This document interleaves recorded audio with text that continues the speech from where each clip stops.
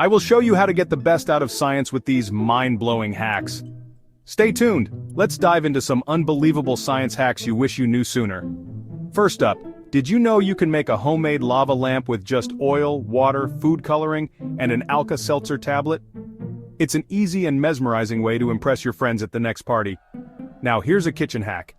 Keep your avocados from browning by storing them with a piece of onion.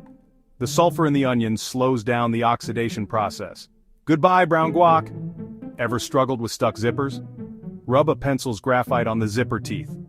The graphite acts as a lubricant, making that zipper glide smoothly again.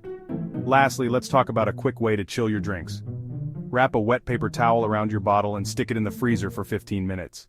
The water evaporates, rapidly cooling your drink. Cool, right? These simple science hacks aren't just fun, they're practical and can make your everyday life a breeze.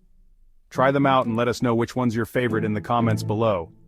Don't forget to like and subscribe for more amazing tips. See you next time.